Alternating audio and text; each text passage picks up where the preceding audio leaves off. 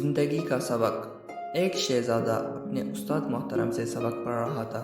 استاد محترم نے اسے 2 جملے پڑھائے: جھوٹ مت بولو، غصہ نہ کرو۔ کچھ دیر کے وقفے کے بعد شہزادے کو سبق سنانے کو کہا گیا تو شہزادے نے جواب دیا کہ ابھی سبق یاد نہیں ہو سکا۔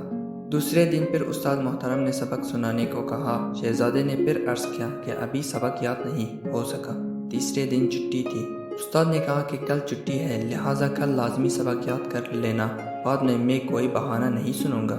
چھٹی کے بعد اگلے دن بھی شاگرد خاص سبق سنانے میں ناکام رہا۔ استاد محترم یہ خیال کیے بغیر کہ شاگرد ایک شہزادہ ہے، غصے سے چل اٹھے اور دیش میں آ کر ایک تھپڑ رسید کر دیا کہ یہ بھی کوئی بات ہے کہ اتنی دنوں میں 2 جملے یاد نہیں ہو کر دے رہے۔ تھپڑ کھا کر ایک دفعہ تو شہزادہ گم سم ہو گیا، پھر بولا کہ استاد محترم سبق یاد ہو گیا۔ استاد کو بہت تعجب ہوا کہ پہلے تو سبق یاد نہیں ہو رہا تھا اور تھپڑ کھاتے ہی فوری سبق یاد ہو گیا۔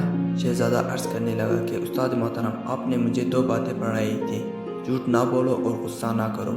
جھوٹ بولنے سے تو میں نے اسی دن توبہ کر لی تھی، لیکن غصہ نہ کرو یہ مشکل کام تھا۔ بہت کوشش کرتا تھا کہ غصہ نہ آئے، لیکن غصہ آ جاتا۔ اب جب تک میں غصے پر قابو پانا نہیں سیکھ جاتا تو کیسے کہتا تھا کہ سبق یاد ہو گیا۔ آج جب آپ نے تھپڑ مارا اور یہ تھپڑ بھی میری زندگی کا پہلا تھپڑ تھا، اسی وقت میں نے اپنے دل و دماغ میں غور کیا کہ غصہ آیا کہ نہیں۔ غور کرنے پر مجھے محسوس ہوا کہ غصہ نہیں آیا۔ آج میں نے آپ کا بتایا ہوا دوسرا سبق کہ غصہ نہ کرو بالکل سیکھ لیا ہے۔ آج اللہ کے فضل سے مجھے مکمل سبق یاد ہو گیا ہے۔